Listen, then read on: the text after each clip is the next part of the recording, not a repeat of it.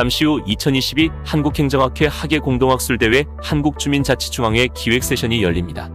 제1주제 김찬동 충남대 교수의 일본 정례회 사례가 한국통리주민자치회에 주는 시사점, 제2주제 김선희 젠더와 자치분권연구소장의 통리주민자치 가능성 탐색, 의성군 마을 만들기 사례 발제와 토론이 진행됩니다. 장내에 계시는 참석자 여러분께서는 자리에 착석해 주시고 소지하신 휴대폰은 진동 모드로 전환해 주시기 바랍니다. 아울러 코로나19 방역수칙에 따라 반드시 마스크 착용을 부탁드립니다. 본 행사는 한국주민자치TV 유튜브 채널을 통해 실시간 라이브로 방송됩니다. 감사합니다.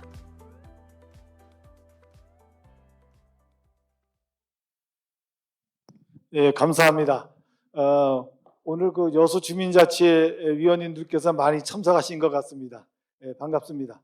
오늘 두 번째 세션을 시작하기에 앞서서 앞의 주제와 같이 연결시키기 위해서 앞의 발표에 대해서 제가 간략하게 멘트를 조금 하겠습니다. 전현평 교수님께서 윤석열 정부에 대해서 기대할 거냐, 행동할 거냐 했는데 비관적으로 결론을 내리신 것 같습니다. 이 관심들이 덜하기 때문에 정당까지 만들자, 당파성을 가진 것이 아니고 주민자치를 지지하기 위한 의원들을 지원한다든가 배출한다거나 공공정책 정당을 만들다거나 그런 것을 해서 지금 이 인수위에서 나온 안 가지고는 전혀 이분들이 관심을 안 갖고 있는 것 같고, 그 다음에 앞서에서 발표한 조성호 선생이 지금 토론에 와 계시는데 이분이 인수위원회 실무위원으로 참여하셨는데 이분 말씀은 아까 말씀은 한 6개월 있다 뒤에 나오는 구체적인 안을 좀 기다려 봅시다 그랬어요. 본인이 실무위원으로 참여했는데도 지금 저렇게 나가는 것은 점잖게 이제 표현하셨지만 기대가 어렵다 이런 것이 아닌가. 그리고 본인이 이제 주민자치 이 법안 만드는 그 안 방향만 제시를 해주셨어요. 그래서 이렇게 본다면은 20년 동안 해왔는데 이 정권이 또 관심을 안 갖는다면 5년을 무슨 시범 사업만 하고 생색만 내주는 것으로 지나가지 않겠는가 하는 좀 안타까움이 좀 드네요. 그렇기 때문에 제 생각은 물론 중앙회에서 저기 전상직 회장님은 이 균형 발전을 담당하는 김병준 위원장을 여러 차례 만나고 전달했습니다. 근데 지금 균형발전위원 대통령 직속 위원회가 현 위원장이 지난 정권에서 임명한 사람이라 물러나지는 않으니까 김병준 위원장이 앉을 자리가 없어요. 그래서 지금 다른 위원회랑 통합해서 새로 만들어서 한다 하는 소리 있는데 중앙회에서는 중앙회 나름대로 중앙회에 있는 그런 채널을 통해서 인식을 제고시키고 강력하게 이제 권고하는 이런 것으로 가지만 각 지역에 계신 그 주민자치회 위원회에 계신 분들은 자기가 소속된 지역의 자치단체장, 자치의원들을 한테 이 주민자치를 인식시키고 발전시켜 줄 것에 대한 적극적인 운동이 사실은 필요한 때다. 지금 시작할 때 지금 현 정책 결정자들은 주민자치에 대한 인식이 없습니다. 자기 권한을 도리어 내놓는 것이기 때문에 관심이 없어요. 하지만 이번 5년을 그냥 보낼 수는 없습니다. 제가 볼 때는 그냥 보낼 수 없기 때문에 무슨 운동 차원으로 가야 된다. 주민자치 운동 차원으로 진짜 나서지 않는 한 희망이 없다. 어떻게 20년 했는데 어떻게 더 기다려요? 그런 아스팔트에서 뛸 수 있는 각오를 좀 해야 되지 않겠는가 하는 생각을 합니다. 저는 이 주민자치 회에 관여된 게 딱 1년 됐어요. 중앙대학교 역사학과 교수로 있었는데 이쪽과 결합됐던 이유는 주민자치의 전신인 조선시대의 그 향약, 촌계 연구를 그게 제 전공입니다. 그래서 전 회장님이 같이 일을 하자 그래서 향촌사에서 연구소라는 걸 만들고 그 활동을 하는데 1년간 저는 주민자치 활동을 안 하고 1년간 이제 계속 조선시대 그 역사 얘기만 하고 들어봤는데 여러분들 고생이 진짜 많았던 것 같습니다. 20년, 10년, 8년 지금 활동하신 분들. 근데 지금은 이 정권에서 진짜 이것이 진행이 안 된다. 그러면은 제 구계자로서 한 1년밖에 경험 못한 주민자치 현장에서 뛰어보지 않은 저의 시각으로 봐도 이건 진짜 아스팔트로 나가야 된다 하는 생각을 오늘 또 첫 번째 발표를 듣고선 하게 됐습니다. 그리고 오늘 두 번째 발표는 그 앞에서 말했던 총론에 대한 강론입니다.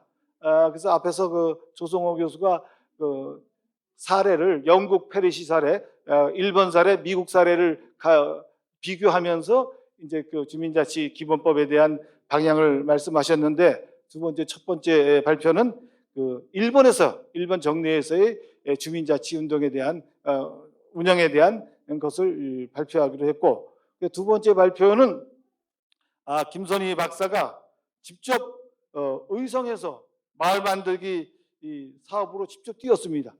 뛴 그 사례 발표니까 두 번째 발표는 첫 번째 발표가 이제 총론을 던져줬다면 두 번째는 이제 강론으로 들어갈 것 같습니다. 자, 우리가 주어진 시간이 이제 8분인데 제가 한 5분 썼습니다.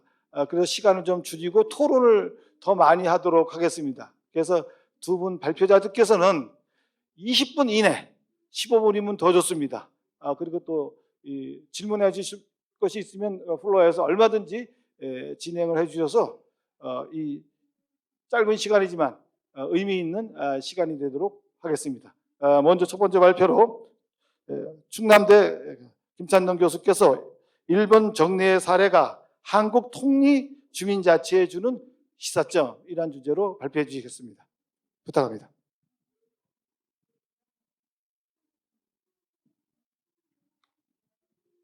네, 방금 소개받은 그 충남대학의 김찬동입니다. 오늘 제가 발표할 것은 일본에 있어서의 정례외 주민자치에 해당되는 거지요. 사례를 가지고 우리 한국의 주민자치가 지금 길을 잃고 있다, 어떻게 나아가야 될까에 대해서 통리 단위 정도의 규모의 주민자치를 어떤 형태로든지 제도화하는 게 맞지 않겠느냐 하는, 지금까지는 여기 계신 분들도 그렇고 다 읍면동이라고 하는 규모가 굉장히 큰 단위에서 지금 주민자치를 막 하려고 노력들을 많이 해왔는데 잘 안 되고 있다. 그 원인은 뭔가 지금 인식이라든지 이런 데 잘못되고 있는 부분이 있지 않느냐 하는 거에 대한 생각을 한 번 더 해보시면 좋겠다 하는 생각입니다. 먼저 우리 한국에는 주민자치 이렇게 얘기하면 위원회도 있고 회도 있고요. 또 주민자치의 단체도 있어요. 단체가 뭐고 위원회는 뭐고 회는 뭐냐에 대해서도 아직 개념 정의들이 잘 안 되어 있는 것 같아요. 그래서 주민자치회 이렇게 얘기할 때 이거를 또 총회의 개념으로 이렇게 보는 개념들도 있고, 또 주민자치 정부로 가야 된다 이런 개념들도 있어서 굉장히 인식의 폭들이 넓다라고 하는 거죠. 여기에 있어서 개념에 있어서의 합의나 정리가 안 돼 있으면 뭘 한다라고 막 하는데 힘들은 분산되어지고 어디로 가야 될지 모르는 상황들이 벌어진다라고 하는 거죠. 왜 이렇게 되었냐면 자치에 대해서 우리가 굉장히 지금 오해 왜곡이 있다라고 하는 거죠. 우리는 보통 자치 이렇게 하면 지방자치 이렇게 얘기할 때 어떤 개념이 머리에 들어와 있냐면 30년 전에 지방자치를 도입을 할 때 주민들에게 선거권을 줘서 지방의회를 구성하는 것을 자치다라고 얘기를 했다라고 하는 거죠. 그렇게 해서 주민들이 대의자를 뽑는 것을 지방자치다라고 얘기했고 그게 민주주의의 진전이다 이렇게 생각을 하고 있는 거예요. 그래서 자치라고 하는 개념을 이렇게 생각하고 있는 상태에서 주민자치 이렇게 하니까 그러면 주민들이 이렇게 다시 또 의회를 만들어서 민주주의를 진전시켜야 되나 이렇게 생각하는 사람들도 있다라고 하는 거죠. 이게 그럼 맞는 거냐. 그 다음에 또 하나는 이 우리 한국의 주민자치위원회 제도가 도입이 될 때 일본에 있어서의 정례회라고 하는 제도를 사실 도입을 한 게 아니에요. 뭐냐면 커뮤니티 센터라고 하는 오늘 제가 얘기하려고 하는 중청이라고 하는 계층이 달라요. 그러니까 이 정례회라고 하는 거는 우리로 하면 통리라든지 그거보다 더 적은 단위의 일본의 주민들의 자치 조직이에요. 그러니까 이것과 지금 우리 한국이 주민자치위원회, 주민자치회 시범 실시하면서 막 이렇게 도입을 하려고 하는 거는 결국 동사무소라고 하는 공간이 빈 공간에다가 주민들이 거기다 자치할 수 있는 뭔가를 하자라고 하면서 자치라는 개념을 넣었는데 일본에는 그렇지 않다라고 하는 거죠. 정례가 쫙 깔려 있어요. 굉장히 작은 단위로 깔려 있는 상태에서 시정이 미타카시라고 하는 시정부가 행정을 하려고 하니까 주민들을 참여시켜야 되겠는데 참여가 너무 거리가 멀어요. 그러니까 이 중간에 뭘 하나 만들어야 되겠다 해가지고 만들기 시작한 게 커뮤니티 센터라고 하는 걸 만들어요. 이거 만드는데 20년 걸려요. 그러니까 제 나중에 이 글에 보시면 7개를 17만 정도 되는 도시에 커뮤니티 센터를 만드는데 20년을 걸리면서 주구라고 하는 개념을 써요. 그러니까 정례회라고 하는 개념과 거주하는 구역이라고 하는 디스트릭트 개념이 들어간 거죠. 여기에다가 뭘 만드냐면 커뮤니티 센터 시설을 만들어줘요. 그래서 주민들이 거기에 수영장, 특히 일본에는 가장 기본이 수영장이 들어가요. 수영장이라든지 도서관이라든지 주민들이 여러 모일 수 있는 공간을 먼저 만들어줘요. 만들어주고 이걸 누가 운영을 하느냐면 거기 운영하는 주민들 플러스해서 그 밑에 아까 제가 말씀드렸던 초나이카의 자치회라든지 일본은 또 학교 자치가 굉장히 잘 되어 있어요. 그래서 소학교 단위별로 PTA라고 하는 학부모회라고 하는 것도 굉장히 잘 되어 있고 이런 다양한 자치적인 이거 제 표현에는 공동체 자치라는 표현을 제가 써요. 공동체 자치의 개념이 쫙 깔려 있어요. 그 사람들의 대표들이 선출을 해가지고 주구라고 하는 커뮤니티 센터를 운영을 해야 되는데 행정이 직접 할 수는 없잖아요. 일본은 우리처럼 동장 개념 없거든요. 그러니까 이 시장이 있으면 밑에 우리의 동사무소 개념이 없어요. 이렇게 있는 데는 우리 한국밖에 없어요. 이것도 굉장히 자치라고 하는 개념에서 후진적인 식민지적인 잔재가 사실은 그대로 남겨져 있는 거죠. 그러니까 이런 부분들의 제도적인 기반이 정비가 안 돼 있는 상태에서 주민자치를 하려고 열심히 달려가고 있는데 점점 잘못된 방향으로 가고 있어요. 이 개념들에 대한 특히 여기 주민자치에 관련된 리더들이라고 하면 해외 사례들도 많이 이렇게 보시지만 일본 사례를 우리가 벤치마킹을 잘못 벤치마킹했다. 제가 2015년에 지방자치학회 논문을 쓴데 그걸 이렇게 논문을 써놓은 게 있거든요. 보시면 여기에도 주로 그 내용들을 중심으로 해서 써놨습니다. 그래서 이 기본적인 인식을 달리해야 된다. 제 문제 제기에서는 자치란 주민자치를 할 때 중청 개념이 들어가야 된다 하는 것을 문제 제기해서 얘기를 하고 있으니까요. 한번 이렇게 보시고 제가 그러면 우리 한국이 지금 주민자치 이런 상태에서 어떻게 가야 되느냐에 있어서 개념으로 융합형 주민총회라고 하는 개념을 제가 제시를 했어요. 뭐냐면 풀뿌리에 있어서 주민총회를 만드는 것만 이것만으로는 안 된다. 현재는 주민자치를 한다고 해가지고 주민자치회에 총회도 도입하고 그 다음에 주민세 균등분도 뭐 재원으로 주겠다 해서 사실은 이 주민자치에 대한 이런 기본적인 구도들을 만들어는 가고 있는데 이걸 뭐 진화라고 해야 될까요? 뭔가 융합이라고 해서 만들어는 가고 있는데 결국은 이게 행정에 참여, 동원되는, 의존되는 방향으로 지금 가고 있다라고 하는 거죠. 그러면 다시 이 개념을 벗어나려고 하면 풀뿌리에 있어서의 총회 개념에다가 그 총회들이 모여 있는 중청에 있어서의 이 총회라고 할까요? 이 두 가지의 청이 있어야 되는데 밑은 공동체고 위는 구역에 있어서의 자치 관리 어떻게 할 거냐 이 개념에 들어가야 된다라고 하는 거죠. 이 개념이 잘 들어가 있는 공간이 어디냐면 아파트 단지가 하나의 사례다라고 하는 거. 아파트 단지 내에 있어서의 조경이나 방범이나 그 다음에 쓰레기 처리라든지 공공이 공유적으로 처리해야 될 사무가 있는 거죠. 이거를 처리하는 문제를 해결하기 위해서 개인한테 맡겨놓으면 해결이 안 되니까 주택법을 가지고 공동생활관리법을 내가 법제를 만들어놓아서 법적인 권한을 딱 준 거예요. 지금 우리가 주민자치회도 법제를 가려고 지금 막 하는데 이게 정치적으로 이용된다, 정치화된다 이렇게 한 거잖아요. 아파트 단지가 정치적으로 이용이 된다는 얘기 안 하잖아요. 왜냐하면 그거는 그 문제를 당장 안 하면 엘리베이터가 서버리면 내 재산 가치가 떨어져 버리는데 그러니까 이거를 효과적으로 관리할 수 있는 내가 관리비를 내어서 자치할 수 있는 시스템을 만들어놔야 된다는 거죠. 주민자치도 마찬가지다. 그러면 이 시스템에 대한 발상과 생각들을 다시 해야 된다는 거죠. 그 개념을 일본의 사례를 통해서 한번 잘 생각해 보시면 답이 나올 수 있겠다. 그래서 결론적으로는 우리는 주민자치를 규모 읍면동 레벨은 아니다. 통리 레벨이라든지 아파트 단지라든지 이 개념으로 가야 된다 하는 건데요. 이 페이지 이렇게 보시면 일본의 정례외 사례를 쭉 제가 소개를 했습니다. 일본에 29,800개가 있다고 하니까 숫자만 하더라도 우리 읍면동은 3,500개밖에 안 돼요. 거의 한 100배나 더 100대 1이잖아요. 현재 읍면동을 100조각 낸 거 정도 하나 정도가 일본의 정례외 개념이다. 평균적으로 봐서 그런 개념이니까 얼마나 현격한 전혀 다른 내용을 가지고 자꾸 우리는 그거를 이렇게 모방을 하려고 하는데 이렇게 제도 모방을 하려고 하면 실패할 수밖에 없다라고 하는 거죠. 일본은 인가 지연 단체라고 하는 개념을 써서 지방자치법 260조 2의 규정이 있다라고 하는 거죠. 그리고 허가할 때에는 지역적인 공동 생활을 하는 것이다라고 하는 거라든지 모든 개인이 구성해낼 수 있지만 이 일본의 정례는 세대 단위로 해요. 우리도 아파트 단지 세대 단위로 내잖아요.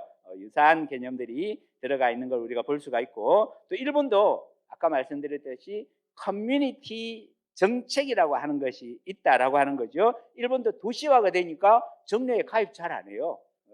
그런 그러니까 점점 가입률이 떨어지는 문제라든지 행정이 공급해야 될 공공 서비스를 뭔가 공급하는데 한계를 계속 일본도 행정 점점 서비스가 늘어나니까 한계가 생기고 재정 상황도 악화되니까 뭔가 주민들이 참여해서 할 수 있는 장치가 필요하겠다라고 하는 공통된 인식을 가지고 있었다라고 하는 거죠. 그래서 일본에서 정례에 대하여서 이렇게 어느 정도 특징들 쭉 현상들을 정리를 해보면 일정한 지역 구역을 가지고 있고 중복되지 않는다. 우리하고 비슷한 부분도 있죠. 세대를 단위로 한다. 전 가구를 가입하는 것을 원칙으로 한다. 그 다음에 여러 지역의 문제들을 포괄적으로 관여한다라든지 행정이나 외부의 제3자에 대해서 지역을 대표하는 조직이다라고 한다든지 그래서 우리가 주민자치회가 지향해야 될 그런 기본적인 개념들이 되어 있는데요. 일본도 보면 이런 문제가 생긴다는 거죠. 주택 개발을 한다든지 우리 신도시 만든다든지 이렇게 하면 정례외 구역의 변경도 생기고 교통 통신이 발달하게 되면 구역이 너무 이렇게 좁은 거 아니냐 뭐 이런 문제들도 제기가 되고 여러 되지만 단위는 세대 단위로라고 한다라고 하는 것이 굉장히 중요한 특징이고 또 이런 문제도 생겨요. 세대가 회비를 내라고 했는데 나 회비 못 내겠다 이렇게 하는 사람들에 대해서는 일본의 판례에서 이렇게 얘기를 해요. 뭐냐면 그걸 강제적으로 가입할 수는 없어요. 주민자치하는 거니까 자치적으로 가입하는 거 좋다. 그 대신 여기에 가입하지 않고 회비를 안 내게 되면 자치회가 초나이가이가 제공하는 공공 서비스 쓰레기를 처리한다는 거 누가 직접 처리해야 된다. 이렇게 판례가 내려져서 정례외에 탈퇴는 자유지만 그 구역에 거주하는 한 공익 부담에 대해서는 면제되지 않는다. 이런 결정도 내려서 이런 자치 운영에 대한 굉장히 좀 진화되어져 있는 그러면서 개인의 인권 침해가 되지 않을 수 있도록 민주적인 이런 운영들을 고려하고 있고 그래서 일본의 정례외의 기본적인 운영 방식이 총회제예요. 그래서 우리도 주민자치위원회 하다가 계속 총회제를 저도 그렇고 뭐 연구자들이 계속 주장을 했던 거라서 총회제가 도입은 되고는 있는데 과연 이렇게 제도들을 조각조각 이렇게 퍼즐을 맞춘다고 해서 이게 그 까마귀가 학이 될 거냐라고 하는 문제는 여전히 이렇게 우리 주민자치회 쪽에 있다라고 하는 거죠. 자, 그다음 시간이 별로 없어서 제가 이렇게 중요한 부분만 일본 정례에도 문제점이 여러 가지가 있습니다. 여러 가지가 있고 거기에 여러 가지 문제점도 있는데 특히 이런 문제죠. 민주화. 일본도 기본적으로 민주주의 국가잖아요. 민주주의 정체를 가지고 있는 데에서 정례외 운영을 얼마만큼 민주적으로 할 거냐라고 하는 것이 과제가 된다. 왜냐하면 일본도 회장, 임원단들이 있는데 임원단들한테 운영의 정권을 맡겨놔서 독단적인 방식으로 갈 위험성이 있는 거죠. 그래서 풀뿌리 민주주의 사회에서 이 정례외 어떻게 할 거냐. 민주적인 운영을 이게 되어져야 지역 대표성을 인정해 줄 거잖아요. 행정 입장에서. 그렇지 않으면 지역 대표성을 인정해 줄 수 없어요. 이런 문제들이 우리 이 주민자치가 할 예정의 이런 문제들을 여전히 하고 있기 때문에 도움이 된다라고 하는 거 6페이지 이하에 보시면 그 조직이라든지 이런 것들 총회가 있고 임원회가 있어요. 임원회가 있고 그 다음에 여기에 보면 그 사례로서 정회의 사업 내용들에 대한 것들도 있어요. 환경, 복지, 방범, 그 다음에 교통안전 뭐 이렇게 쭉 이렇게 7페이지 보면 되어 있고요. 회비는 세대별로 거둔다라고 해서 세원을 주민들로부터 직접 거두어 산다라고 하는 거고 8페이지 이하에서는 아까 제가 문제 제기할 때 얘기했던 중청이라고 하는 개념을 사례를 가지고 설명하고 있습니다. 그냥 간단하게 여기 나중에 9페이지나 이렇게 읽어보면 주민자치 이 커뮤니티 센터의 운영비가 한 5억엔, 우리 돈으로는 50억 정도가 됩니다. 이런 운영비도 있고, 그다음에 이 운영을 주민들이 자체적으로 할 수 있도록 만들어 놓았는데, 그 이름이 뭐냐면 주민자치회 아니에요. 뭐냐면 주민협의회라고 하는 개념으로 만들어 놨어요. 만들어 놓고 있고, 그다음에 이 주민협의회들이 시정부하고 만나는 그런 공간, 협치 공간이라고 그러죠. 그거를 나중에 뒤쪽에 보면 시민협동센터라고 하는 이런 조직을 해서 이거는 한 3층제 정도가 되는 거죠. 이런 구조가 잘 되어 있는 시스템이 우리가 잘 들여다봐야 된다. 11페이지에 보시면 제가 미타카시에 이런 7가지의 주구에 대해서 얘기를 해놨고요. 인구가 어느 정도고 면적이 어느 정도고 여기에 지역성은 어떤 것이 있고 언제 주민협의회, 주민자치회 아닙니다. 어떻게 설립이 되어 있고 커뮤니티 센터의 풀장이라든지 체육관, 도서관 이런 것들이 되어 있죠. 우리 주민자치회관이라고 하는데 보면 그냥 회의하거나 취미 여가하는 정도의 공간밖에 없잖아요. 기본적으로 개념이 다르다라고 하는 거하고요. 마지막 시간이 없었어요. 뒤쪽에 제가 이 4장에 있어서 시사점 해가지고 여기 결국 기본적인 개념은 중청 개념이 우리가 가지고 주민자치에 대한 제도 설계를 해야 된다라고 하는 거고요. 마지막에 우리 한국에는 그렇다고 하면 이 구역의 적용되는 구역의 단위가 읍면동이 아니라 그 밑 단위 중에서 뭔가를 봐야 된다라고 하는 거고, 거기에 주민자치를 어떻게 도입을 할 거냐. 이 풀뿌리가 만들어지면 그 위에 있어서의 중청에 있어서의 이 구조와 어떻게 설계해 나갈 거냐. 이런 부분들을 주민자치 관련되시는 우리 앞으로 설계해 나가고 윤석열 정부에 새로운 뭔가를 지시해 줘야 될 거잖아요. 그 전에 만약에 이게 정책에 차별을 한다고 물론 좋은 점은 이어봤지만 지금 문제가 있어가지고 법이 못 만들어지고 스톱이 된 거잖아요. 그러면 법제화할 때는 이런 차별화된 그러면서도 현실적으로 주민자치가 풀뿌리 민주주의가 구현되어질 수 있는 제도 설계를 가지고 법제화해야 된다. 이렇게 나가야 되고 그 핵심은 단위가 읍면동이 아니라 통리 단위로 문제제기를 했으면 좋겠다 하는 거를 제가 아마 여기 우리 주민자치 중앙회도 그렇고 지속적으로 주민자치 실질화 이렇게 얘기하면서 저도 여기 아마 관여된 지가 한 10년 가까이 되려나요? 초창기부터 우리 전상규 회장님 계속 주민자치 고민하고 계셔가지고 저도 이렇게 참여하면서 연구하고 해외 사례 보고하면서 저도 이쪽 분야에 많이 이렇게 관심을 가지게 된 것 같습니다. 이상입니다. 시간을 아주 15분 정도로 요약해 주셨습니다. 그러니까 선생님도 지금 우리가 주장하는 통리 단위 정도가 우리 한국형으로 적합할 것이다. 한국 사회에서 그런 결론을 내려주셨네요. 자, 토론 이제 더 자세한 것은 이제 토론자들이 해주실 것이고요. 두 번째 발표는 김선희 젠더와 자치분권연구소의 김선희 박사께서 통리 주민자치 가능성 탐색에서 의성군 마을 만들기 사례로 발표해 주시겠습니다. 네, 안녕하세요. 김선희입니다. 박수 안 주셔요? 할까요? 네. 저는 대구 대신동이라고 하면 혹시 서문시장 아십니까? 대구가 서문시장. 대구의 유명한 우리나라의 3대 시장이라고 제가 배웠던 것 같은데 예, 그 서문시장이 있는 대신동이라는 곳에서 제가 주민자치위원으로 활동을 하고 있습니다. 있고 제가 이 의성군의 이 마을 만들기 사례는 제가 대구에서 마을과 공동체라는 협동조합의 이제 이사장으로 있는데 의성군에서 저희 협동조합에 주민자치를 하려고 하니까 와서 주민교육을 좀 부탁한다라고 해서 제가 이제 직접 가서 이제 거기서 본 것을 공무원의 입장, 주민의 입장이 아니라 제가 중간 활동가로서 들어가서 본 느낌을 이제 좀 간단하게 정리를 했습니다. 일단 앞에서 많은 분들이 지금 이제 길을 잃고 있다라고 이제 말씀하시고 했는데 이 주민자치들은 이제 길을 찾고 있다 이런 말씀을 드리면서 이 의성군의 통리 주민자치입니다. 지금 우리나라에서 지금 설계하고 있는 것이 읍면동 주민자치인데 실제 의성군에서는 어떤 주민자치를 위해서 기본적으로 마을에서 주민들이 자치를 경험할 수 있도록 하기 위해서 리 단위의 마을자치회를 구성하는 것을 조례에 넣었습니다. 그래서 이제 마을에서 의성군이 이제 400개가 있습니다. 근데 이제 원하는 곳에서 주민들이 원하는 경우에 어떤 식으로든 지원을 해서 주민 모임을 할 수 있도록 하겠다라고 해서 3년 계획을 세워서 첫 해는 주민들이 모이고 둘째에는 주민들이 마을의 문제를 좀 구체적으로 해서 마을 계획도 세우고 셋째에는 그야말로 마을 자치회를 구성할 수 있도록 이렇게 지원을 하겠다라고 했고 그 과정에서 이제 주민 모임이라든가 이제 이런 것들을 주민분들 초기에는 스스로 할 수 없기 때문에 저희 같은 관심이 있는 사람이 들어가서 주민분들이 이제 주민자치를 할 수 있도록 지원을 하였습니다. 제가 주로 말씀드리고자 하는 내용은 여기 나와 있습니다.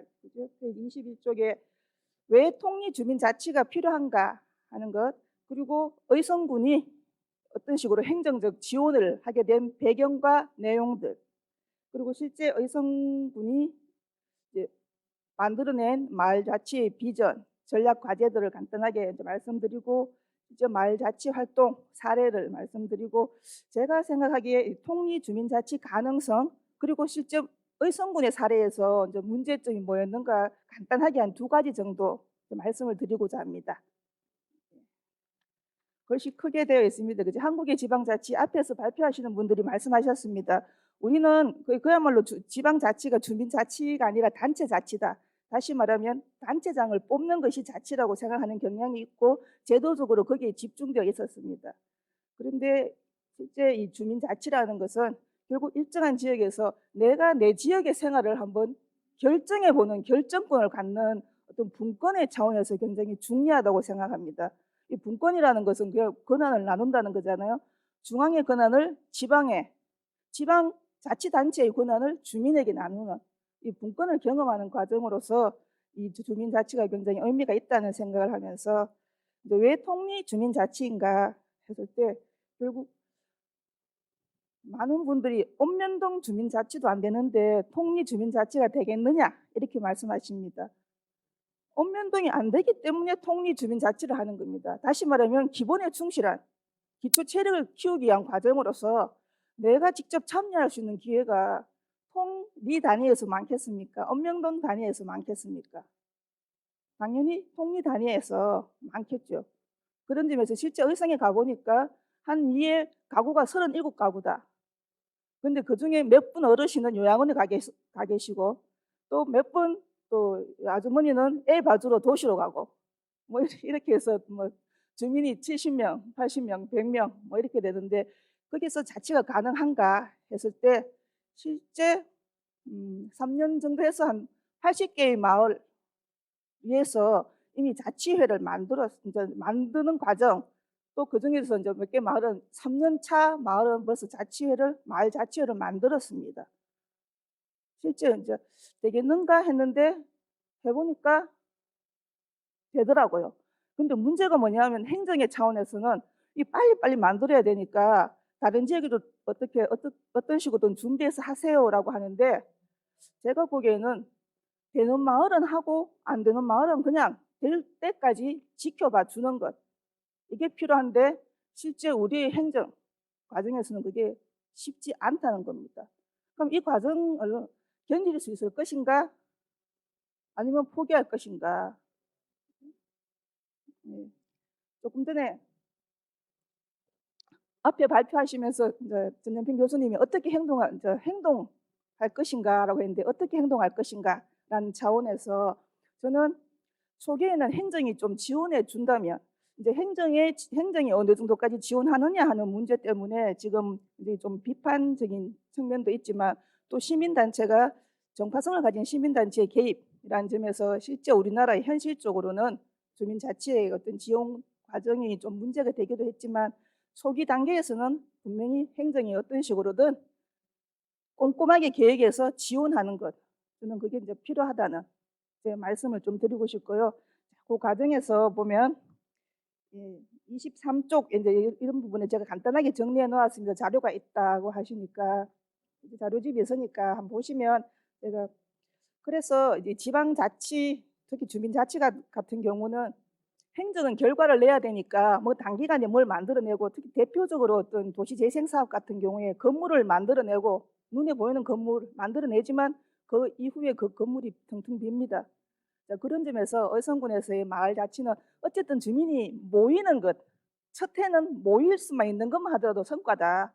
모여서 마을에 꽃밭을 가꾸든지 앞에 표지석을 만들든지, 그죠? 주민들이 모이는 것만 하더라도 의미가 있다. 그래서 3년이라는 큰 이제 계획을 세우면서 첫 해는 모이기만 하자. 그러면서 행정의 달력을 주민의 달력으로 바꿉니다. 행정은 2, 3월에 계획해서 4, 5월에 뭘 하세요라고 하는데, 실제 의성군이라는 농촌에서 4, 5월이 어떤 시기입니까? 씨 뿌리고 뭐 농약 치고 굉장히 바쁜 시기입니다. 그러니까 농번기는 피하고 농한기에 사업이 이루어질 수 있도록 시간을 좀 배려하고, 또 행정의 언어라는 것, 성과는 어떻습니까? 기대치는 어떻습니까? 이런 것을, 그죠? 어떤 주민의 언어로 바꿨습니다. 왜 이 사업을 하려고 하는가? 와 할락합니까? 이거 하고 나면 뭐가 좋아집니까? 이런 식으로 주민들이 써놓는, 그래도 이 행정의 언어를 주민의 언어로 바꾸면서 이 자치라는 것, 아무것도 모르고 내가 할 수도 있겠구나. 모여서 얘기해 보니까 처음에는 우리가 세금 내서 공무원 보고 그거 하라고 했는데 왜 우리 보고 자꾸 오라가라고 하느냐, 너무 귀찮다 이랬던 분들이, 내가 얘기했던 그게 우리 마을에서 사업이 되네 라는 것을 경험하시면서 그 다음 해에도 이제 참여하시는 과정들을 낳더라고요. 그런 점에서 제가 이제 주민자치를 위한 행정 지원의 필요성 차원에서도 결국 행정이 조기에는 지원을 해야 된다 말씀을 드리면서, 의성군이 일단 제가 뭐 계획서를 보고 실제 그 5개년 계획을 세우는 과정에도 함께 했었는데, 일단 의성군이 마을자치를 하게 된 배경은 주민자치회를 만들기 위한 겁니다. 왜냐하면 지금 우리가 중앙정부에서부터 행정적으로 주민자치회를 만드는 걸 권장하고 있기 때문에 주민자치회를 만드는 것을 목표로 하고 일단 마을자치회를 하자. 그러면서 마을자치회와 주민자치회 사업을 동시에 진행하자라고 했는데, 이 부분에 있어서는 제가 이제 제일 마지막에 가서 조금 좀 문제점을 조금 말씀드리도록 하겠습니다. 보시면 24쪽 같은 경우에 이제 의성군 마을자치 비전과 전략까지 있는데요. 일단 제일 중요하게 생각하는 게 뭐냐면 주민들이 행복을 찾는 것, 행복해지도록 하자. 물론 행복이라는 말 참 우리가 많이 씁니다만 어쨌든 행복이라는 것을 중심에 두고 마을 공동체, 행복, 그리고 그것이 지속될 수 있도록 하자. 그래서 어떤 식으로든 군에서 한번 해보라 했다가 내년에 이 사업이 없어지는 것이 아니라 우리가 의원들이 결정한 조례에 주민자치회 시범사업 하면서 거기다가 마을자치회를 넣었다. 이 사업은 지속된다. 그리고 마을 사업이 잘 되는 경우에 이 주민자치회가 더욱더 활성화될 것이라는 믿음을 주는 것. 그런 비전과 전략 이런 걸 세워서 구체적으로 이제 한 발짝씩 이렇게 사업들을 진행했습니다. 그래서 마을자치회 같은 경우에는 주민 5명 일단 이상 모여서 시작하자. 5명이 모여서 이제 어떤 식으로 마을 일을 이제 얘기하도록 하니까 이장님들이 또 오라고 하니까 뭐 많이 오신 데는 20명. 그러면 거의 마을 주민들이 한 3분의 1이 오신 겁니다. 그런 식으로 해서 사업들을 했었습니다. 그래서 26쪽 7쪽에 있지만 여기 이제 마을 첫 번째 키움 단계, 그다음에 이제 키워서 체험 단계, 나눔 단계 이런 식으로 단계를 나누어서 어떤 식으로도 1년, 2년, 3년 차 사업. 처음에는 주민 모임만 어떤 식으로 하세요. 두 번째는 마을 계획을 좀 만들어 보세요.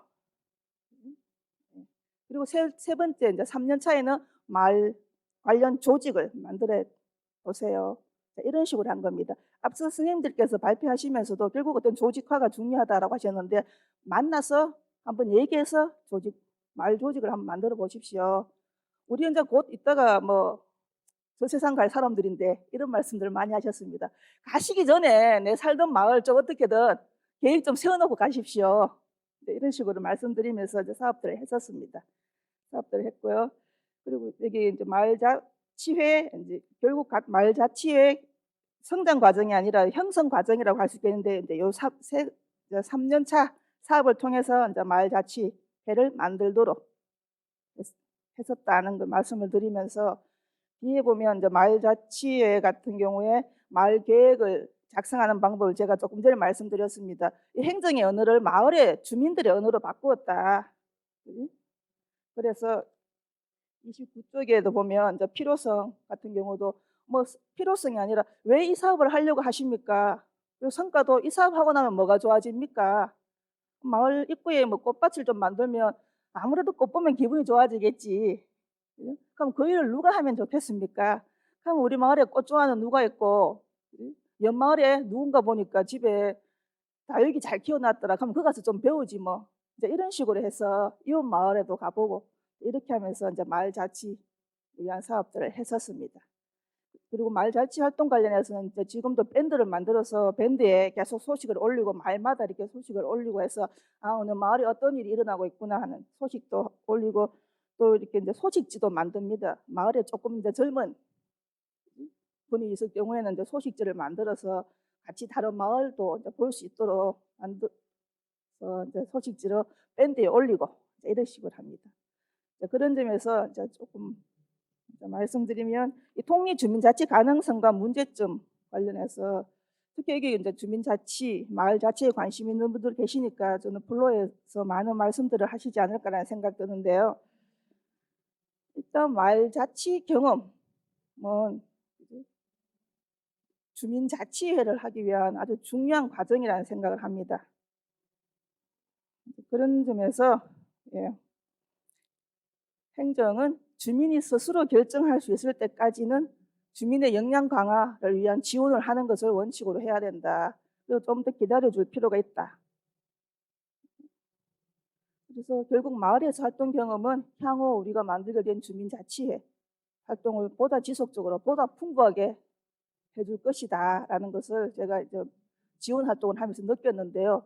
그런데 이제 문제점 관련해서는 일단 행정은 분명히 성과를 내야 됩니다. 근데 주민들은 그렇게 빨리 움직이지 않더라고요. 그런 점에서 이 행정이 기다릴 수 있는 특히 이 단체장의 의지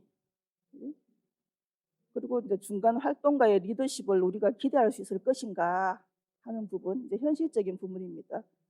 의성도 제가 보니까 결국 단체장의 의지가 있으니까 관련 조직을 만들어서 주민자치 지원회 만들어서 주민자치 담당, 마을자치 담당, 이렇게 담당 행정 공무원을 두고서 이렇게 활동을 하더라고요. 그런 점에서 단체장의 의지 그리고 이제 양질의 다시 말하면 조금 전에처럼 어떻게 정파성이 없는 중간 활동가 이제 행정이 지원하겠다는 계획을 세우면 주민들을 어떤 식으로든 지원해 드릴 수 있는 이 인력들이 제대로 이제 존재하는가 하는 이제 이런 현실적인 문제와 더불어서 두 번째 이제 이 경우에 이제 의성군 같은 경우도 주민자치를 위해서 각 읍면에 보면 주민자치 지원관이라는 지원관을 다 이제 채용을 했습니다. 4명을 채용해서 18개 읍면인데 그중에 4개씩 뭐 5개씩을 맡아서 지원을 하도록 했는데 이제 그렇게 주민자치와 마을자치가 동시에 진행되다 보니까 한 마을에 주민자치를 하는 사람이 있고 마을자치를 왜 관계되는 사람들이 있습니다. 근데 이 분들이 서로 이제 하는 일이 같은 어떤 주민자치임에도 이걸 다르게 생각을 하시더라고요. 현실적인 이게 두 번째 문제인데요. 통리 주민자치와 다시 말하면 마을자치와 주민자치를 동시에 하다 보니까 이 둘 다 결국 이 읍면 주민자치를 좀 더 잘하는 과정으로서의 마을 주민자치가 이루어지고 있는데 동시에 진행되다 보니까 이 두 개의 같은 사업, 결국 같은 것을 지향하는 이 사업을 서로 다르게 인식을 하는 경향 혹시 이해가 되십니까? 다시 말하면 이런 게 있습니다. 물론 행정적으로는 영역이 구분돼야 됩니다. 마을자치지원관 같은 경우에는 주민자치지원관은 주민자치회를 만들기 위해서 예, 어떤 식으로 고용한 사람들인데, 이런 사람들 같은 경우에는 예를 들어서 마을자치회는 관계하지 마시오. 제가 이제 느끼는 건 3자 입장에서 이렇게 하니까 사실 같은 사업의 연장선상임에도 행정적으로 업무를 분리함으로써 주민들이 마을자치와 주민자치를 다르게 생각하는 이런 현실적인 문제를 극복하기 위해서는 결국 주민자치회 사업과 마을자치회 사업을 두고 봤을 때 시기를 두고 순차적으로 하는 것이 맞는가, 아니면 의성군 사례처럼 동시에 진행하는 것이 맞는가. 동시에 진행할 수밖에 없는 상황이라면 이 둘의 이제 업무의 연관성을 어떤 식으로 이제 어필해야 된다라고 해야 되나, 교육을 해야 할 것인가 하는 이제 현실적인 문제가 있더라고요. 요건 두 번째 문제는 조금 명확하지 않죠.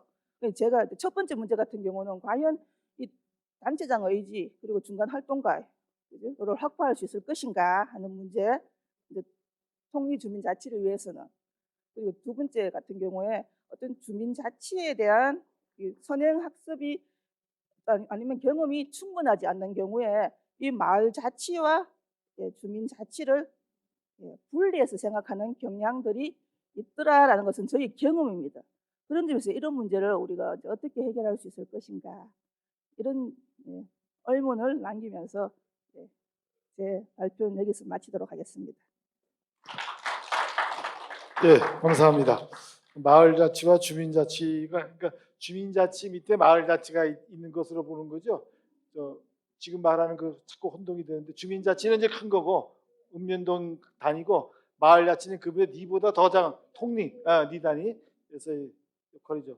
마을 역량 진단 지표를 만든 것이 특이합니다. 이거는 뭐 평가라기보다는 컨설팅, 좀 버텀업 시켜주기 위한 그런 것으로 사용했던 모양이죠.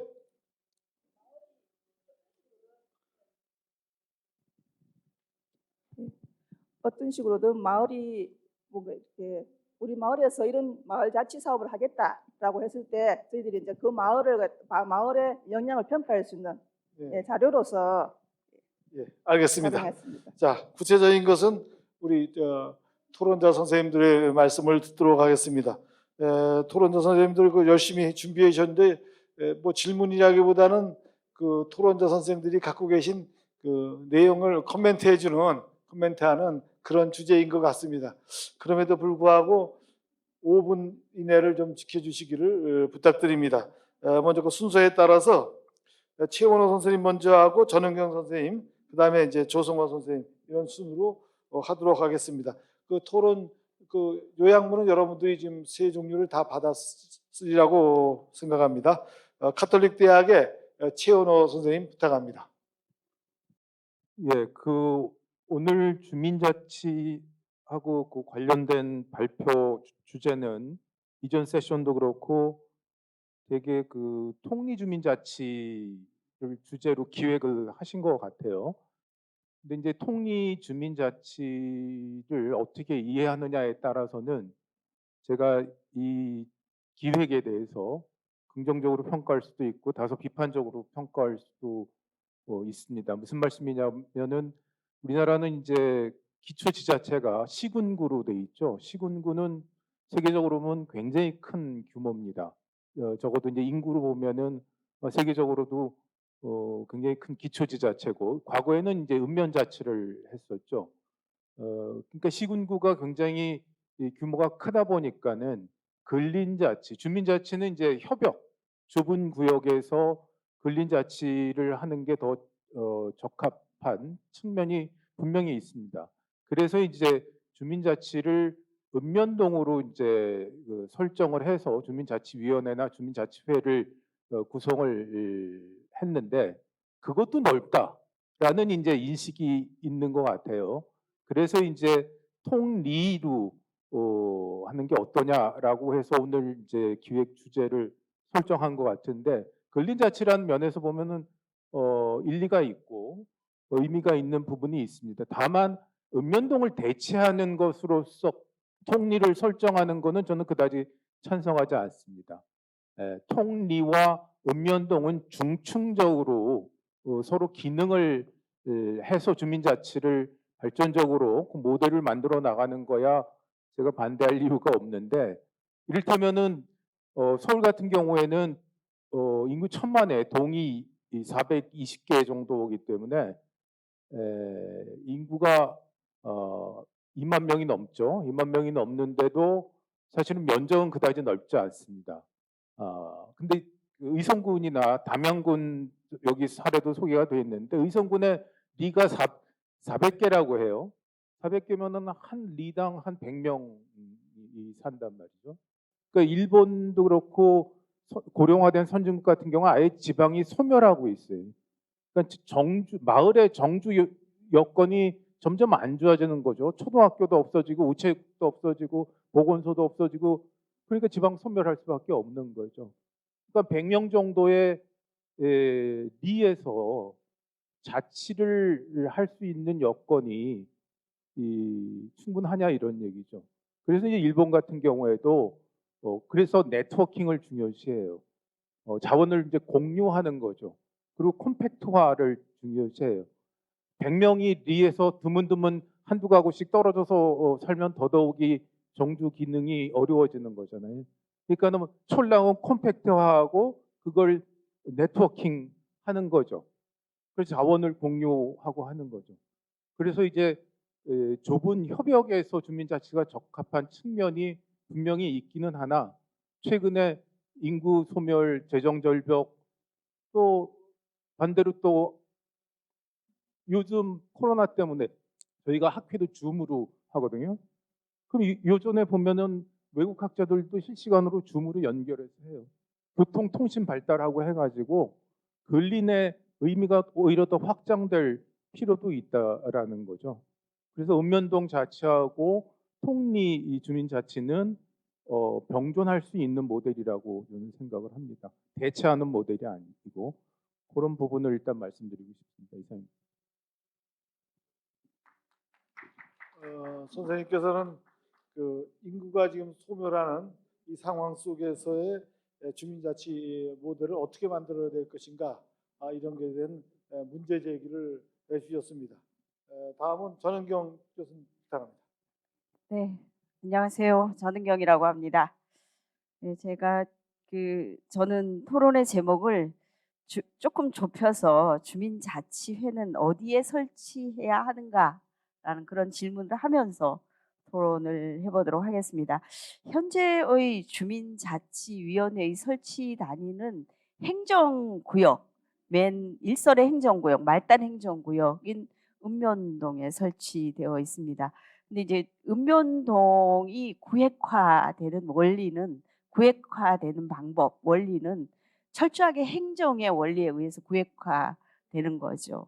인구가 좀 작다 싶으면 통합하고, 또 너무 많다 싶으면 뭐 분리하기도 하고, 이런 행정의 원리에 의해서 구획화된 곳에 조금 원리가, 주민자치라는 것은 작동의 원리가 굉장히 다른데 그것과 일치시킨 점이 좀 굉장히 주민자치가 잘 안 되게 하는 요인이 아닌가. 지금 주민자치위원회 제도도 읍면동에 했고, 또 주민자치회라는 새롭게 이제 혁신한 제도조차도 과연 지금 읍면동에 두는 행정의 원리에 의해서 구획화된 곳에 두는 것이 마땅한가?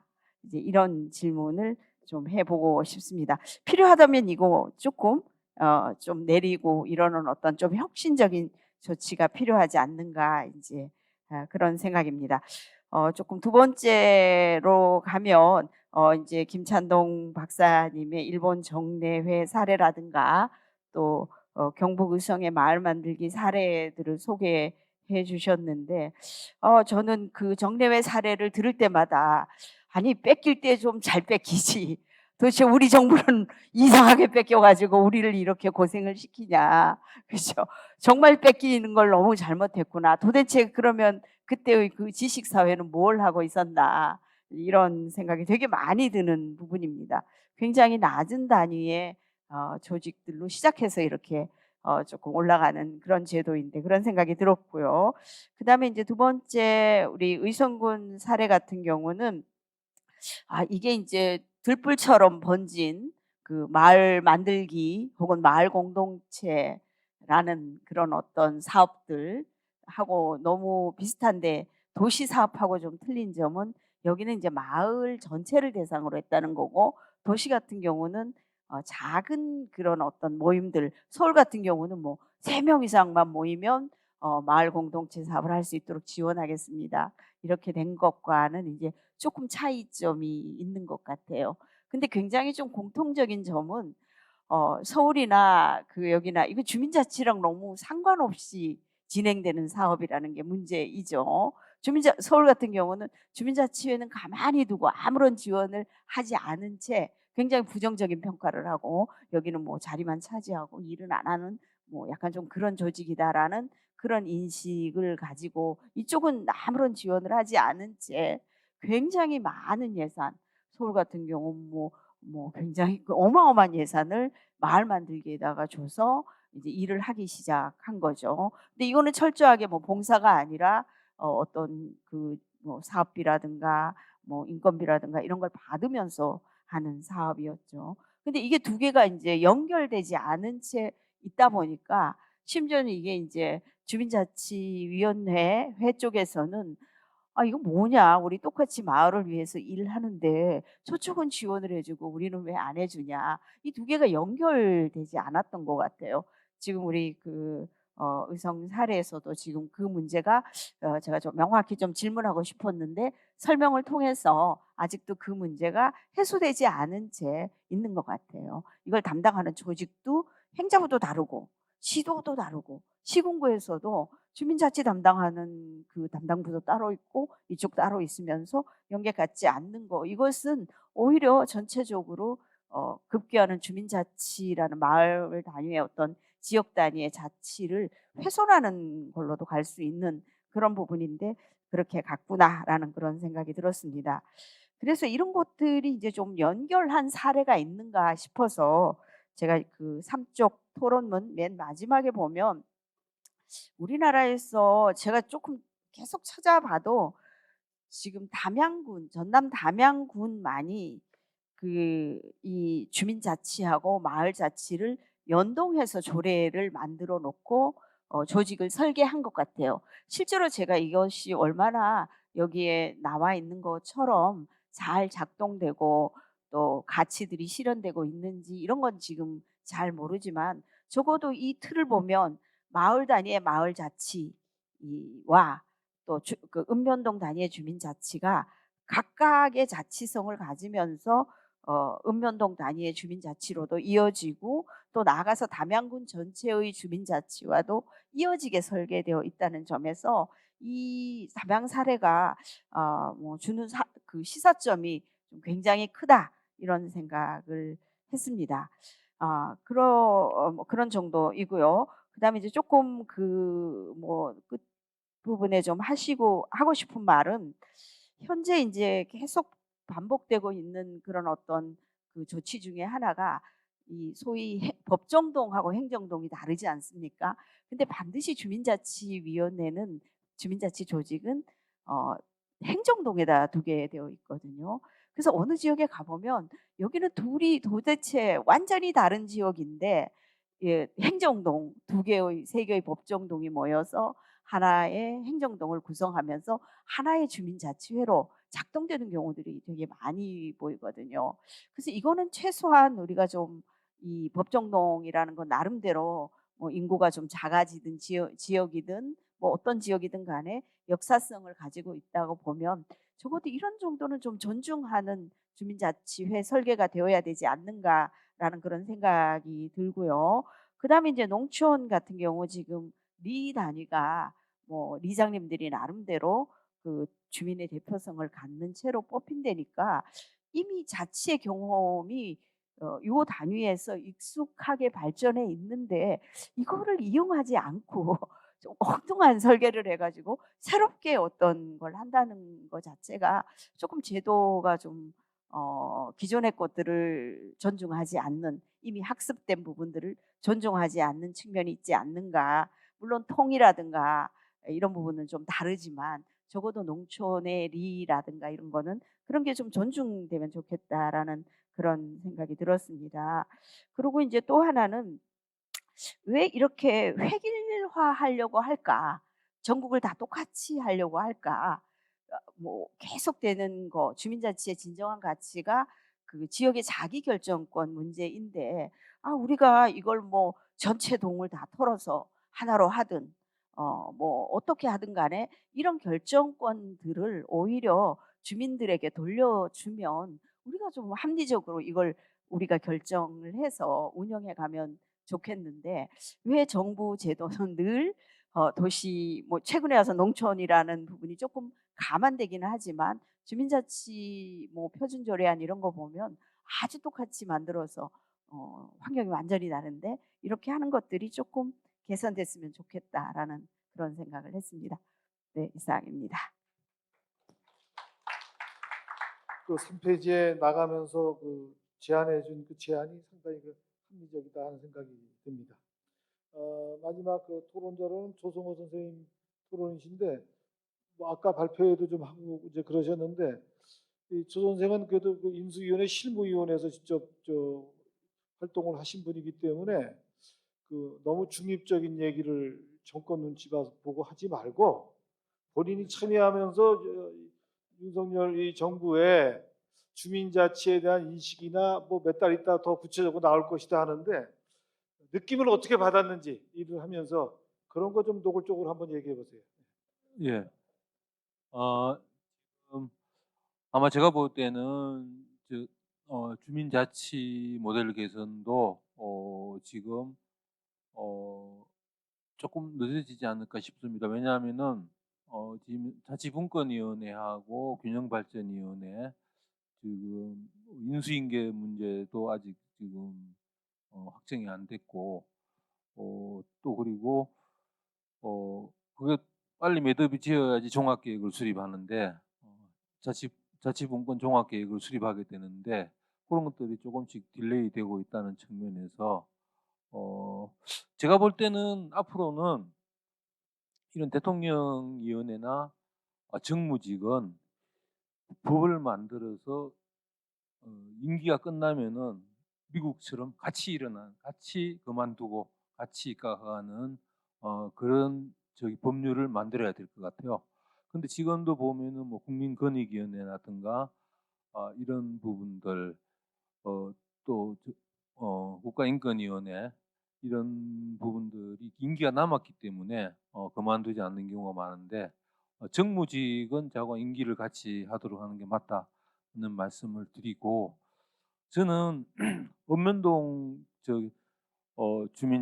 주민자치회가 성공하려고 한다면은 저는 읍면동 개념을 저는 버려야 될 것 같아요. 왜냐하면은 읍면동이 이게 애시당초 단추가 잘못 끼워졌어요. 일본의 주민자치센터를 운영하기 위해서 주민자치위원회를 일본에 운영을 했거든요. 이거를 주민자치위원회는 주민자치기구는 아닙니다. 엄밀하게 지역을 대표하는 그러니까 훨씬 읍면동 수준의 주민자치센터, 그 문화회관, 복지회관 이걸 관리하기 위해서 만들었기 때문에 이게 주민들이 참여를 통해서 하는 건 애시당초 아니었고 또 읍면동은 애국의 기초정부 규모입니다. 그렇기 때문에 실질적으로 안 되는 거를 자꾸 이거를 읍면동을 살리려고 그래요. 그러다 보니까 세종시 같은 경우는 읍면동의 예산 심의를 이렇게 한번 맡겨보기도 하고 주민자치회에서 제 얘기는 우리가 시장에서 길을 잃었을 때는 우리가 예를 들어 남대문 시장에서 제가 길을 잃었을 때는 원래 그 길을 잃은 곳을 되돌아가는 게 제일 빨라요. 자기가 자꾸 추측을 해서 그 길을 찾아가면은 결국은 못 찾아요. 길을 잃었을 때는 원점으로 가는 게 제일 빨라요. 길을 찾는 방법이. 그렇다면 저희가 읍면동 주민자치위원회 주민자치를 하면서 주민자치 길을 잃어버렸어요. 그러면은 읍면동의 주민자치위원회 주민자치를 원점에서 재검토해야 돼요. 이거를 살리기 위해서 중청으로 설계하자, 읍면동 주민총회를 일단은 놔두고, 그리고 마을자치총회를 이렇게 수직적으로 연계시키는 걸 하자. 그리고 통리 대표를 읍면 단위의 주민자치회의 분과위원회 위원으로 좀 참석시키자. 자꾸 이게 제가 볼 때는 읍면동 주민자치회를 살리기 위해서 자꾸 이렇게 노력하다 보면은 부작용만 나지. 이제 지금 솔직히 말 20년 표류했잖아요. 또 30년 표류합니다. 이런 식으로 가면은. 그래서 저는 해답은 본질을 살리고 부수적인 거는 나중에 수술해도 되거든요. 본질이 뭔가 하면은 읍면동 주민자치회는 안 되는 모델이에요. 이거는 일본에서도 나오잖아요. 주민자치센터를 시정촌에 있는 정촌이나 그 시의 구역에 있는 주민자치센터를 관리하기 위해서 만든 게 주민자치위원회인데 그걸 수입을 했어요. 그리고 또 그걸 또 리모델링해서 주민자치회를 만들어서 애국 선진국처럼 이걸 주민자치 제도로 활용하겠다는 거예요. 벌써 이거는 안 되는 거를 자꾸 집착을 하는 거예요. 저는 제대로 하려면은 읍면동 주민자치회는 잊어버리고, 이건 안 되는 모델이니까 기초정부 수준 2만 명 넘어가면 불가능한 수준입니다. 주민자치는. 그러니까 잊어버리고 통리를 기본으로 하되 주거 형태를 섞는 겁니다. 예를 들면은 대도시 지역은 주택법에서 아파트 단지 관리 협의를 두도록 되어 있으니까 그런 걸 좀 활용하면 되고, 그리고 이제 단독이 많은 데는 통단위로 하고 그렇게 하고. 지금 근데 통장은 지금 임명을 안 하고 있어요. 좀 직선을 안 하고 있어요. 그럼 통장 같은 좀 직선 좀 하고 또 그리고 근데 리단위가 문제인데 인구가 너무 좀 과소해요. 170명 뭐 제가 평균 보니까 그렇게 안 되는 데도 많아요. 그리고 지금 삶의 생태계가 파괴되어 있어요. 70 먹은 어르신이 커피를 타고 술 심부름을 한대요. 그죠? 그렇기 때문에 제가 내는 아이디어는 앞으로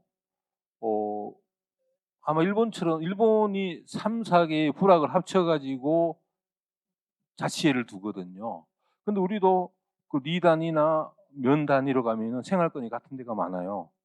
예를 들면은 무슨 성촌 1, 2, 3리 이렇게 두는 경우도 있어요. 리가 3개. 이런 거는 같이 묶어 할 수 있어요, 이거는요. 왜냐하면은 옛날부터 생활권이 같았기 때문에 1, 2, 2리, 3리 이렇게 붙였다고요. 그래서 일본은 3, 4개 정도 부락을 합쳐가지고 자치회를 만들거든요. 그거는 제가 볼 때는 그렇게 하면 될 것 같고, 그렇게 해서 일단은 자꾸 읍면동 주민자치회를 살리려고 생각하면 다 죽어요. 제 얘기는 통리 단위 정착시키고, 그리고 읍면동 단위는 수직적으로 연합회나, 그리고 이거는 커뮤니티 센터 뭐 관리위원회나 이런 것 좀 뭐 그런 쪽으로 하시고, 저는 본질은 읍면동 주민자치회를 살리려고 하다 보면은 통리 단위를 결국은 못할 거다.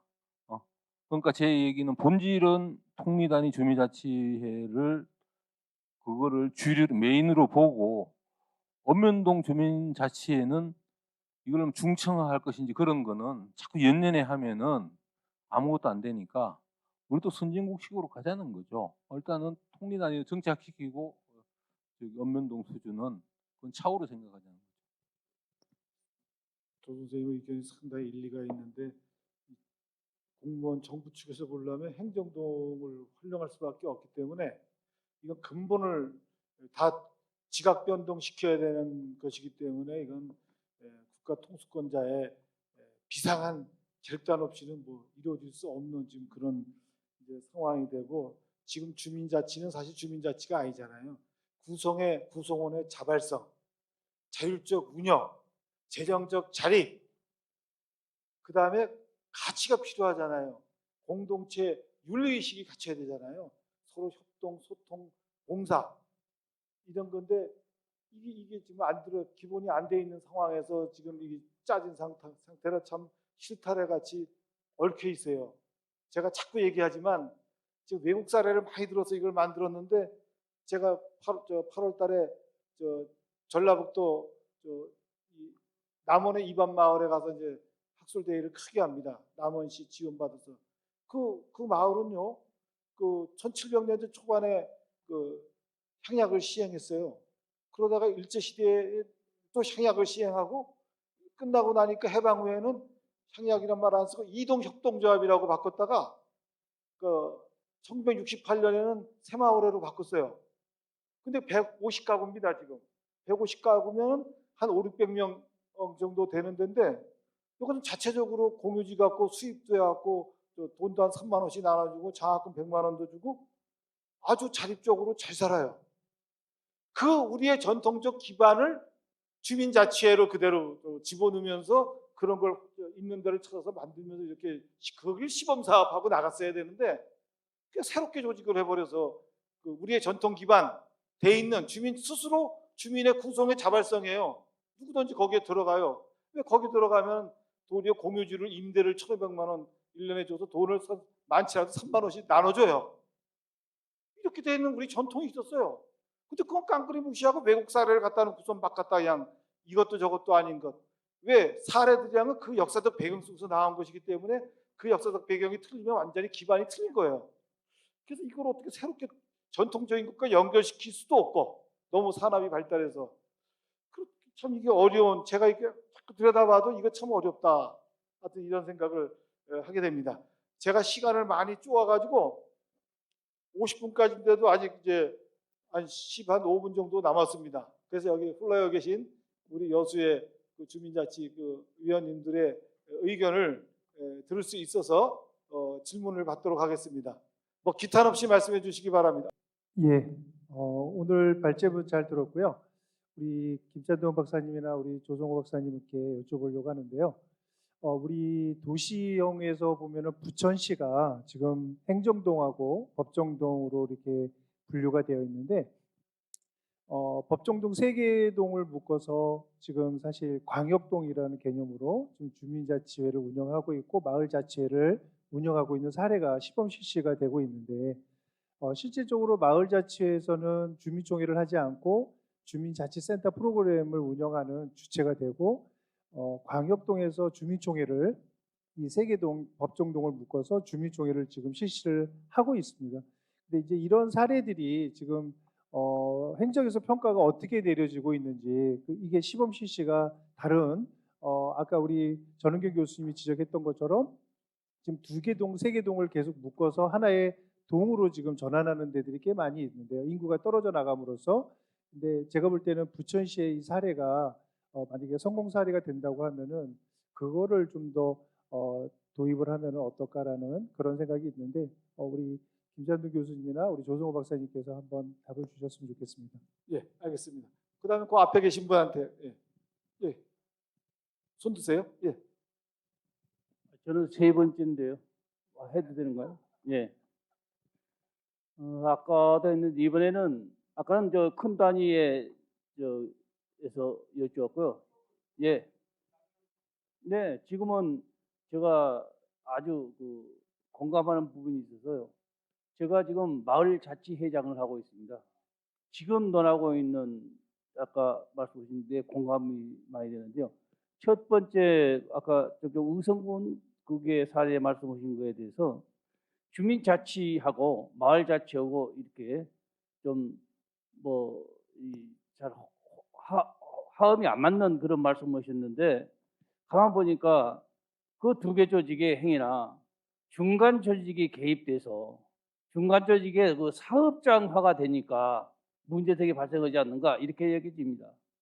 왜냐하면 제가 지금 마을자치를 하고 있습니다. 도시에서 하고 있는데 아무런 영향이 없어요. 중간 조직이 없으니까. 저희는 마을에서 총회도 있고 또 총회가 없을 때는 운영위원회가 있어요. 10명 이내에서 운영위원회가 있는데 운영위원은 노인회장, 마을 통장, 분회회장, 또 영농회장, 또 방범대장 이런 기본 조직에 있는 사람은 단연직 운영위원이 되고 마을에 그 다음에 총회에서 운영위원을 몇 분을 또 뽑게 됩니다. 그래서 10명 이내에서 운영위원이 돼서 1년 동안 마을을 운영해요. 아무런 문제가 없습니다. 다만 행정에서 마을 자치회를 인정을 안 해주는 거예요. 행정에서는 마을 통장을 인정해 주는 거예요. 그거 웃기는 거예요. 실질적으로 우리 마을에서는 마을 통장은 마을 운영위원이에요. 그리고 그것이 상당히 문제점이 좀 있어요. 근데 우리 마을에서는 통장을 시지역이에요. 통장을 마을 회의에서 통장을 뽑아줍니다. 그러니까 마을 회장이 실질적으로 마을 회의가 이루어지고 있어요. 근데 회의는 운영위원회는 아무 때라도 할 수 있잖아요. 저녁에 나오세요. 그리고 근래에 일을 2가지를 했는데 물론 총회까지 3가지를 했네요. 그동안 코로나 때문에 총회를 못해서 총회는 매년 1월 달에 하게 됐는데 코로나가 해제돼서 엊그제 총회를 했어요. 해야 되니까 의무적으로 회치계획에서. 그다음에 예를 들어서 마을 회관에 정자나무가 아주 멋있는 정자나무가 있어. 큰 정자나무가 너무 크니까 도시니까 옆집에 뭐 이렇게 낙엽도 떨어지고 그늘져지고 그러니까 자꾸 밀어주니까 자르자 이렇게 되는 거예요. 그래서 이 나무를 자르는데 말이죠. 자르는데 이걸 회의를 몇 번 하는 거예요. 운영위원회 총회는 못 하니까.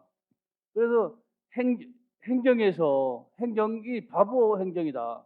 행정에서 나무를 잘라주라니까 노인당에 가니까 노인들이 몇 분 있을 거 아니에요. 그 노인들한테 물어보는 거예요. 나무 어떻게 할까요? 그러니까 노인들이 무슨 생각이 있어요. 내일 모레 갈 사람인데 나무 다 잘라버리고 없애버려 이렇게 하는 거죠.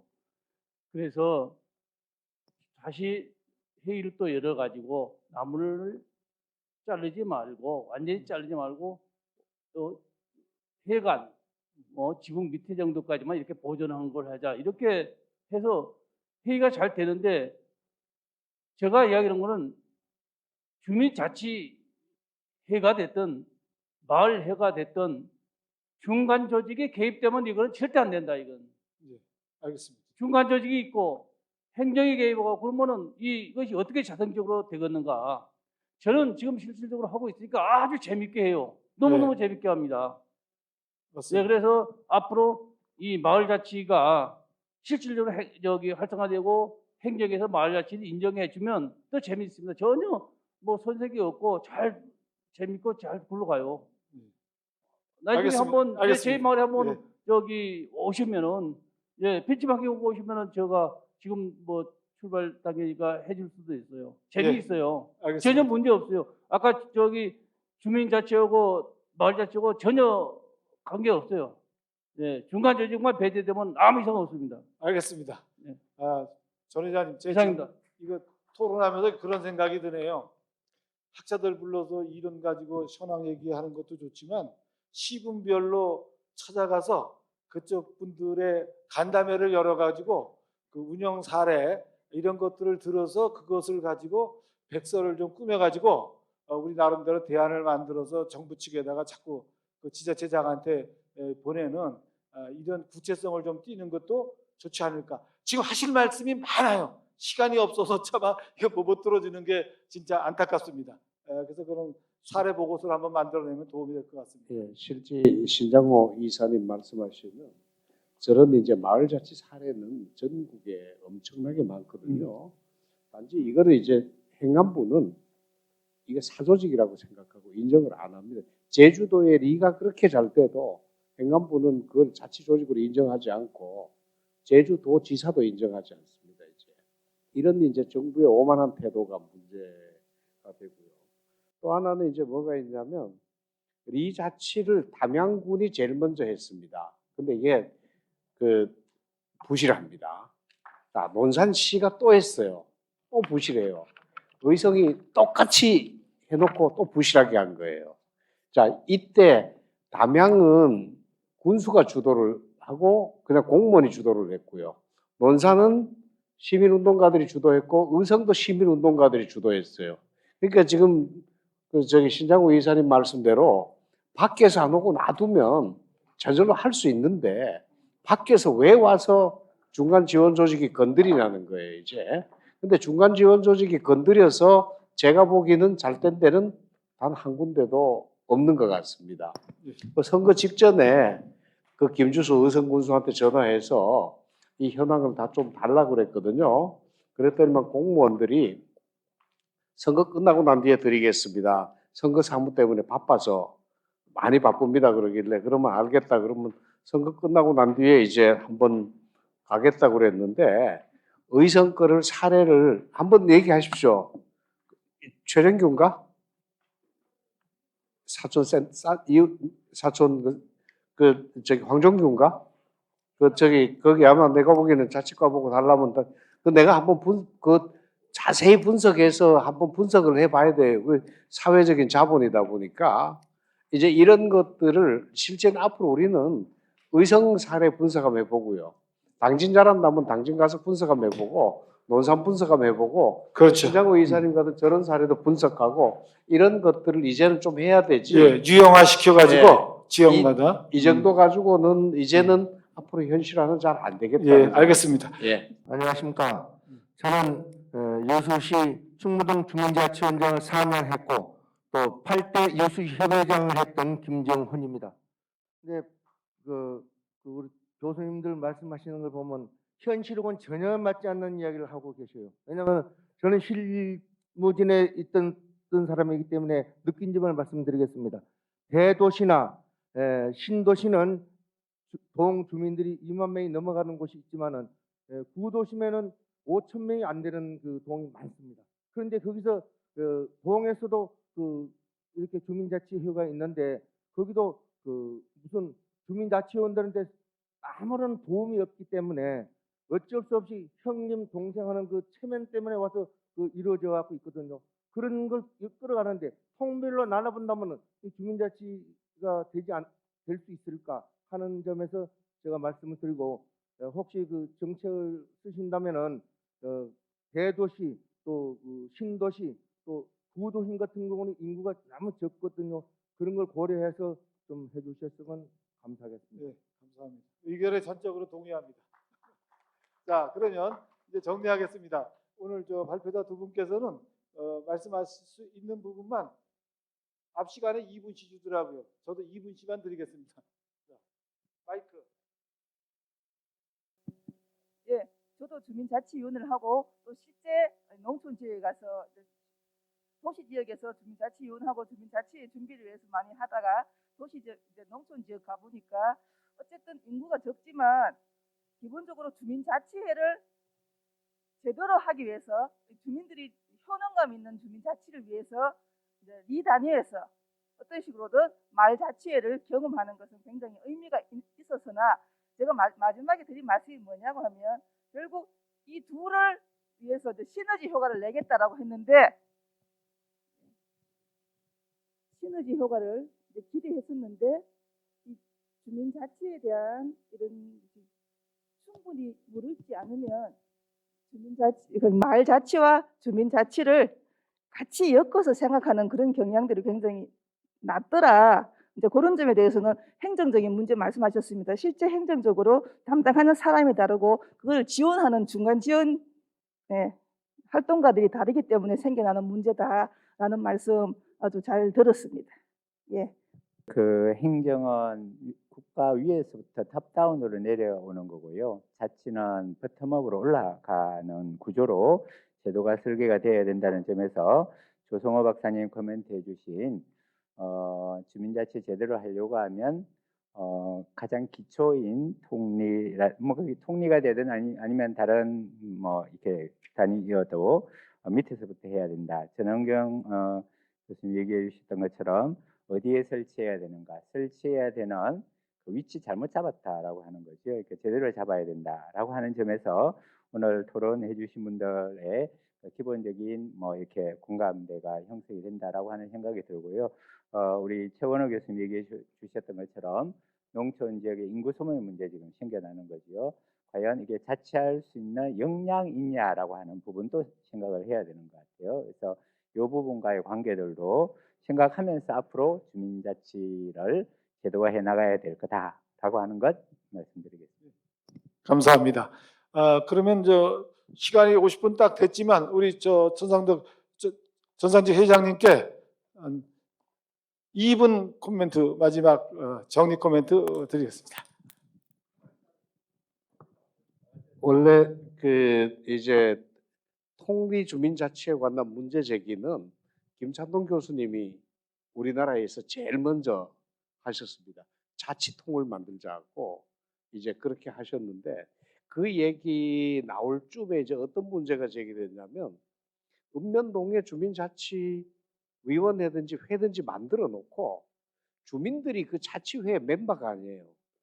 주민 없는 주민자치가 되다 보니까 차라리 그렇다 그러면 읍면동은 주민자치센터만 관리하고 그 통을 회로 만들어 가지고 전 주민들이 가입해서 자치를 하는 이런 상태로 가는 게 좋겠다는 게 김찬동 교수님 말씀이랬고요. 실제 전 세계가 다 그렇게 하고 있습니다. 우리만 이상하게 읍면동에다 만들어 놓고 주민을 다 빼버려 가지고 문제거든요. 근데 참 답답했던 게 담양도, 논산도, 의성도 그거 극복을 못한 거예요. 이제 그걸 이제 읍면동에 있는 회하고 통리에 있는 회하고 이 사이에 극복을 못하고 논산 황명선 시장도 회장님이 그거 어떻게 했으면 좋겠습니까 하고 제일 처음부터 물어가지고 자세히 답변을 했는데도 그 극복을 아직까지 못했어요. 이제 그건 우리가 숙제로 가지고요. 하나 이제 해보고 싶은 얘기는 신장호 이사님 말씀대로 주민들이 자치해서 그렇게 하면 그 현상들을 시장군수구청장이 그러면 그걸 깨지는 말고 살려줘야 되는데 이게 지금 깨는 분위기가 있는 거거든요. 근데 이제 되게 조심스러운 게 우리 이제 그 박사님한테도 제가 말씀드리고 싶은 게 단체장 의지 때문에 의성군 주민자치가 됐다면 그 단체장 의지 때문에 망할 겁니다. 이 한계는 분명히 짚어줘야 됩니다.